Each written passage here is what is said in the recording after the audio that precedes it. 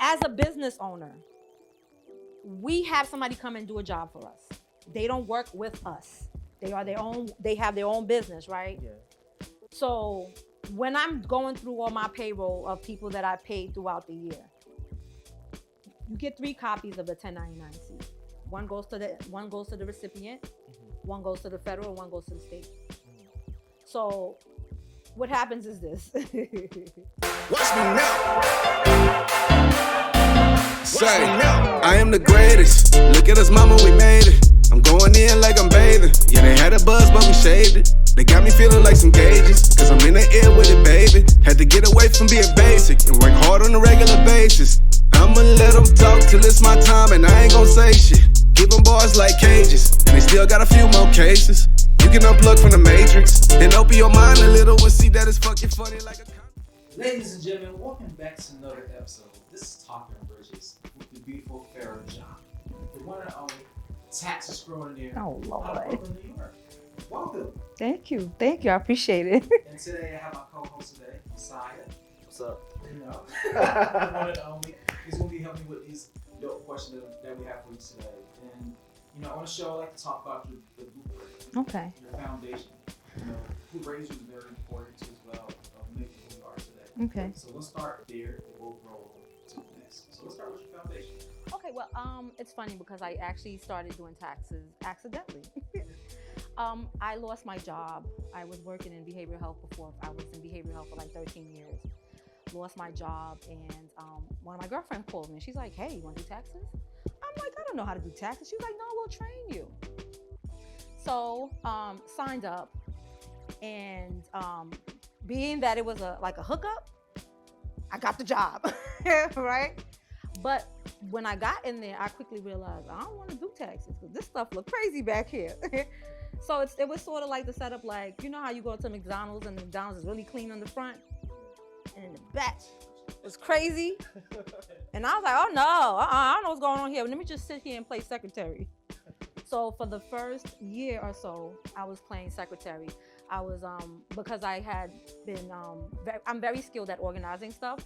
So I was organizing the office that was disorganized.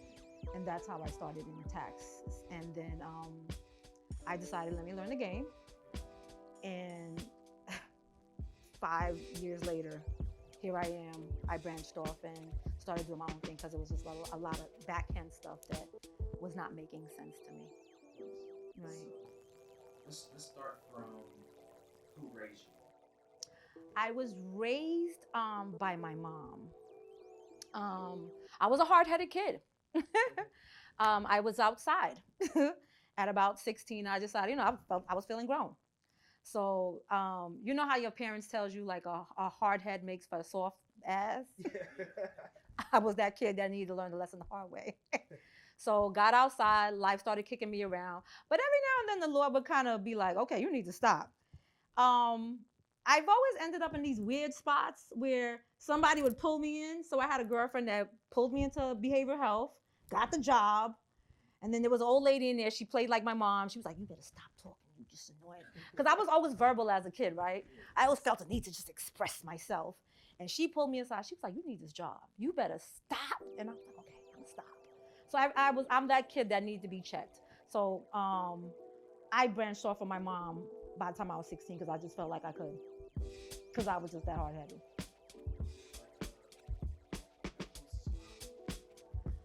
Honestly, I felt my home environment was toxic.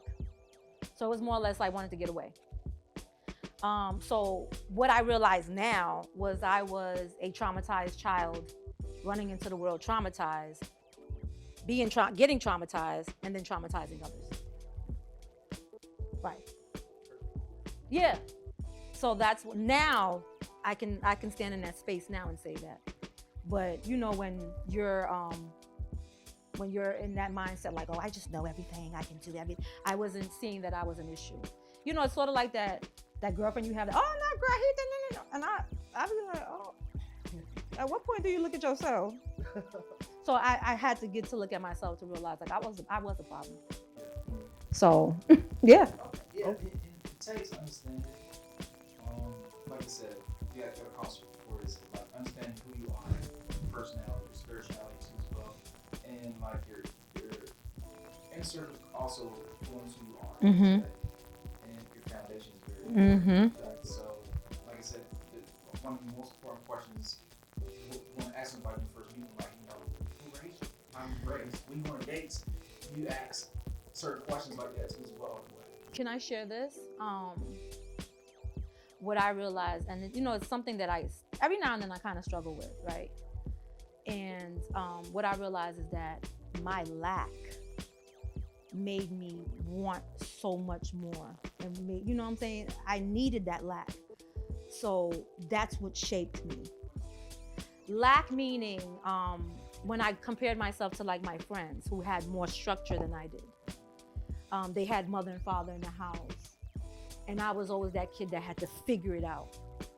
So that constant figuring out, bumping my head, falling was the lack, right?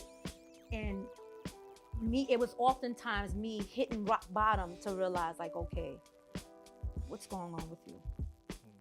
What's wrong with you?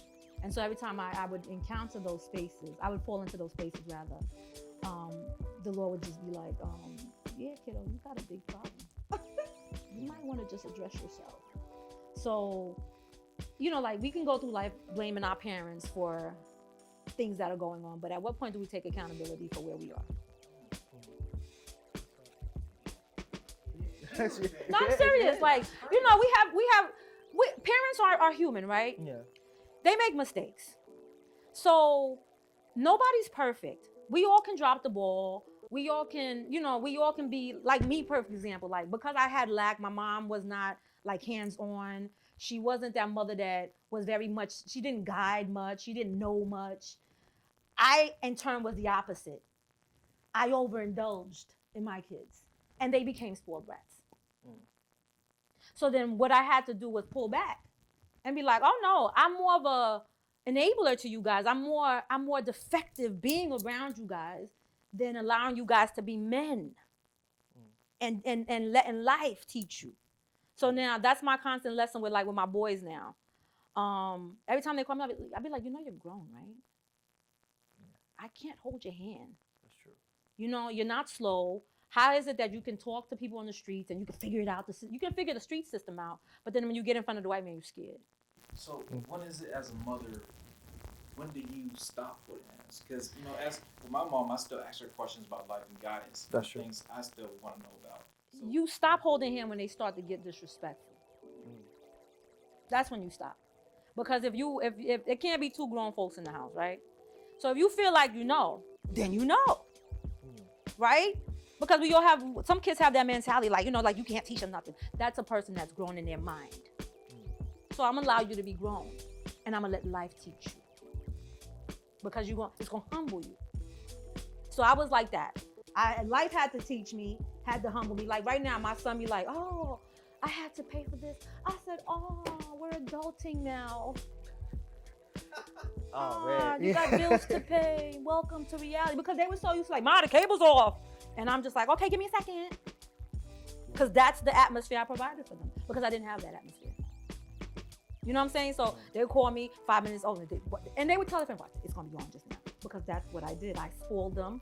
I gave them whatever they want, $500 sneakers. And then I realized I created monsters. I created monsters who are entitled and think that life just is at their beck and call. No, that's not reality. So I had to pull away from them. And even though I did that, it's still a struggle because in my eyes, they're still my sons. So that's not to say when they do humble themselves and they call and they need advice, that I won't give it to them. I will. But don't come to me with the victim thing.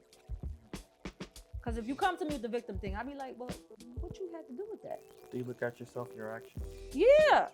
That, I tell them, I'm the wrong friend to call and be like, hey, Craig, this is what happened. I'll be like, well, why are you so desperate? Because I throw the ball right back in your court. Stop making everybody else the problem. Because, if you keep running into the same problem, I always can guarantee you 9 out of 10 times you're part of that problem. But people don't never want to see that. That's true. And I say that because, let me tell you, it was this thing with me. I'd be like, I feel like I'm dating the same guy in a different body. it would be like the same type of controlling man. But it never dawned on me like you were giving them control. What you think made you attract those type of men though? Really? Now that I have knowledge of what is really going on with me, my mom is narcissistic. So I was raised by a narcissist. So like that. I want to say like a generational curse thing. I was raised by a narcissist, and I was that person that felt the need to take care. So I was a perfect target for a taker because I was a giver. So every relationship I would be in, I would be giving. But some aspect of my think was a little narcissistic too, because I wasn't giving without expecting. And that's when I would feel like, oh, I'm being used. No, you allowed yourself to be used because you were expecting something from nothing. You were expecting a different outcome from what you got. So that's what made me keep dating the same individual, because they were representative of who my mom is. And we talked about your past, your foundation. So you gotta know your past to know your present. Right. So you could go towards your future. Right. So talking about presently, you mentioned about how 5 years you're doing taxes. What are some things you've seen in your profession? Oh Lord. Okay, so I started just to give you a little backdrop of tax where I started, right? I'm not gonna say the company name. I started in a big company, a franchise. And the first one that I worked, because I worked at same company, but different owners. So it's sort of like same McDonald's, but you own one and you own one, but how you manage it is managed different, right? Yeah. Right. So the first manager, I was like, oh, he's off. This is completely chaotic. This is crazy. So I got the hell up out of there. The second one was a little bit more structured, right? Which is where I gained most of my knowledge. What he liked about me was that he saw that people gravitated towards me. So he watched me come in like once or twice, and he was just like, hey, you want to manage? And I was like, I've never managed a location. And he was like, people like you. And I see you locking deals, because I was very good at, I'm a talker. Yeah. I was very good at, oh, where are you going? I can do your taxes. I was, you're not leaving this store. That's how I felt, right? So that's where I got most of my knowledge from. And it's funny because the things that we don't want to do is actually a teacher, right? Because he was like, I want you to teach the classes. And I was like, I don't know how to teach no classes. But that's where I got most of my education from. Teaching, because I can't just be like, yeah, you're gonna put this right there, and that's gonna be that, and it's gonna be, that's what it is. That's what the refund is. I had to learn tax laws. Yeah. And then in doing that, I recognized, oh my Lord, these people are more problem to me than I am to them. Meaning, these people on the streets is crazy with the stuff that they think they can do in their mind. Meaning, some examples. Lala wants to claim all the kids in the projects that's not hers. And if I don't know that I can't do that, I'm gonna do that. Right. So you see the thing that just aired with the magician thing, the guy that got caught. You didn't see the news recently? Oh Lord, let me skip over that subject. But anyway, he got caught out there. He was a little happy, but and I get it, right? It's a lot of money to be made in 15 weeks. The office that I had managed made close to 500 in 15 weeks with 600 clients. That is intoxicating to somebody, to people. You know, money is intoxicating. I don't care what nobody says. Yeah. It's very intoxicating to see that kind of money walk through your doors. So my thing was, and that's where I've been the last 2 years, I don't want to let the money rule me. I want to make sound decisions. I want to define my clientele. Meaning, If you coming off the streets, you hot. I could send you down the block. I want them people that know that they didn't pay taxes and want to be accountable for the taxes that they didn't pay. So I can then teach you like, okay, this is the tax bracket that you're falling into. This is the amount of taxes you should be paying. So moving forward, we don't have that issue. Not make this go away. I can't make it go away because like Kobe Bryant said, you wasn't with me shooting in the gym. I wasn't with you spending the money, so I'm not gonna make the shit go away. True. I'm not gonna make it go away. This is a bill, and I recognize unless you do that, they're not gonna learn. Okay. So like, taxes. When I first met you, it was exactly 2 years ago. Yep. And I had a lot of questions about business taxes, personal taxes. Make sure it's separated. The importance of an LLC too as well. With that.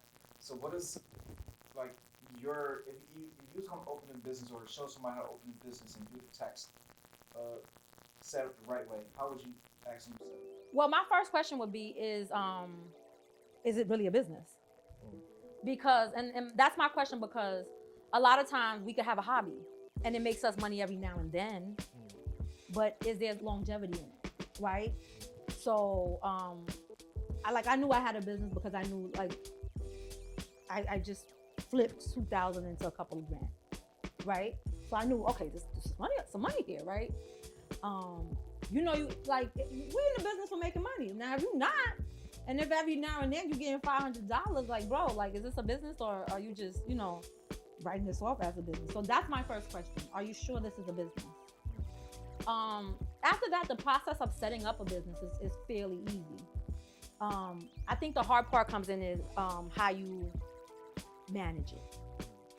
And what I mean by that is, and it's funny because my girlfriends, like people often talk, oh, look at these tax gurus. They send me all this stuff. And then people like, did you know that you could write this stuff off?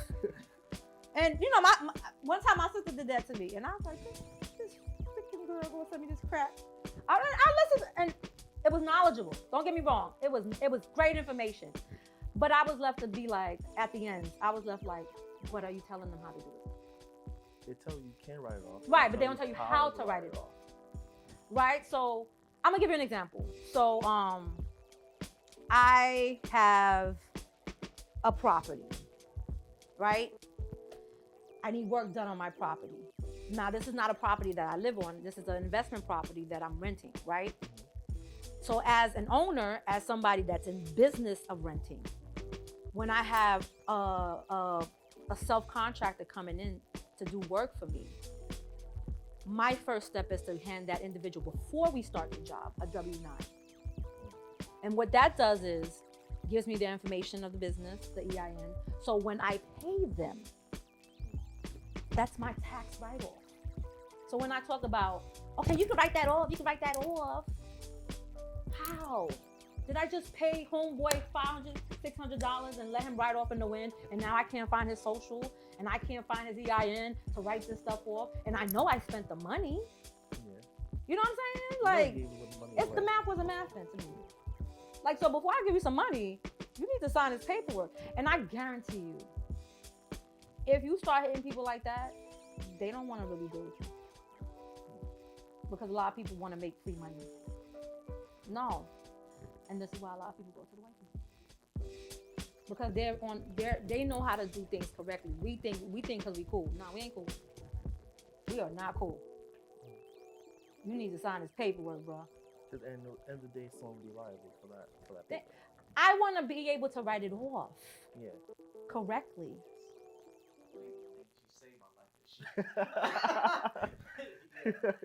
You know, then just having some dude make off with thousands of dollars that I paid him. And I'm just like, I know I paid him. But what do you have to show? Because and I say that because of this, right? So the 1099-C, a non-employee, right? Mm-hmm. As a business owner, we have somebody come and do a job for us. They don't work with us. They have their own business, right? Yeah.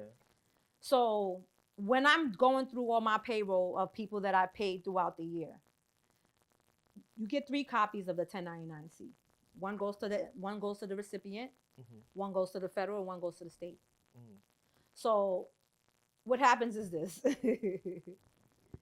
So you ever get those letters like, oh, You filed, but you missed an income. And people trying to figure out, like, how did that happen? Yeah. That's fool. They done sent it to the federal government and the state. You probably didn't get it, but that don't mean the government don't know you didn't make that money. True. So when we do the W-9, set your little folder aside. You have that individual folder, and at the end of the year, you mail them. Yeah, you gotta file this because I'm filing saying that I paid it. Make sense? Yeah. You're not. So, Go ahead. so like, all right. So the W-9. So say they did the document where it was missing. Mm-hmm. And you want to be ahead of it. Mm-hmm. So you can send your information earlier in January. So taxes have to go through the entire year, right? So you want to be able to send it like January. We literally have to get things by law. People have to get their W's and 1099 before January 31st. By law, right? But we have to go through the entire year, like I said. So like it's weird because like in 2024, I'm doing 2023 tax because 2023 has just wrapped up. Yeah. Right? So while I'm in 2024, if I hire somebody or if I'm about to hire somebody and we're in the works of I got to start thinking about next year, right? When I'm filing, I got to be like, okay, I need this stuff fixed. Here you go, sign this before we start the job. It's just that simple. Let me get your name, let me get your social, your address, so when I know where to mail your paperwork off, so you can claim this money that I'm about to pay you, because I'm paying you, and that's gonna help lessen my tax liability. As the payer. So there's a math to tax, right? And it's really simple. Total income minus tax liability. Minus adjustments equals tax liability. So if I can paint it clearly, if I made 100, but I put $50,000 in an investment somewhere, and I can prove it, then I'm not being taxed on 100. I'm being taxed on 50. Make sense? Yeah. Get it? I get it. It's like that concept of people saying they're in business. Mm-hmm. Say you made $20,000, but you use that money for business to buy a $100,000 car. Mm-hmm. Like now, basically that Lessens what I would owe. that's what you owe, so you can write off that car. Right. As long as it's 6,000 pounds, right? Right. So you only pay money on $100,000. You're basically paying money on the money that you can't prove how you spent. Make sense? Yeah, that's what you're paying money on. Okay. This is good. I'm taking mental though. I'm just like in my head. I'm like you're my tax person. I start my business. It'll take 10 more minutes. Right, we got time. I got to squeeze out. Squeeze out 10 more. You know what? I don't think we recognize, like, especially us black people, like we do a lot of business. Yeah. We just be handing out free money to people. You know, it could be a dope contractor come on my property and I done spent all this money, but I can't write it off. And he just made off in the wind with all this thousands of dollars that he made from fixing my property. Why? Because I didn't know how to just give him a form. It's a form. That's information that we're lacking. Right. In the sense of how to write off. It's write off taxes, but it's that how. And that paperwork is very important. Okay, so like let me share this. When we get a job, right? Mm-hmm. When you sitting down in HR, they give you the W-4. Yeah. Tax withholding, all right. Same concept. Mm. This one is just, you're not being taxed on it. Yeah. It's just collecting your information. So when I go through my profit and loss at the end of the year, and I go through all the wages I've paid throughout the year, oh, I paid $100,000. I got to write this off. That's perfect example because literally at my job. Whenever we get a job, the first thing they do is here goes your W-4. We're gonna figure out, how much tax you want to pay. Same concept. The only difference is the form difference. W-9 is for people who don't have, who are self-contract, who are not your employees. They have their own business or their own trade, and you're paying them for whatever work that they did on your property or whatever you hired them for. That's the only difference. That's the only difference. And they're getting all their money up front. So a lot of times, like, why people don't want that paper, the people that's getting the money, because they're gonna owe. Because you ain't pay taxes on it. You owe all money. So now they have to prove, okay, well, I want to do the job for you, but I had to pay gas. So they have to be mindful how that job affected them as well. Make sense? Yeah. That's spitting. yeah. I was about to say, like, and with this information, what are some information you feel like people should know when it comes to like for taxes? You know, I want to say this. I have this love and hate thing for taxes. You see how you guys are sitting here and the light bulb is coming on. Your eyes are. I love people like you that want the information, that want to do something with it. What I wish, and this is why I hate taxes. I hate it because, like, I see a lot of our people. I see a lot of our people get money and put it right back into like hair wigs and fancy cars. He said, "Man." Yeah. So we got to go parts. Okay. So right now, let people know where they can reach you at, how you can find you, and your services. Okay, so I am a small tax business. I like to consider myself.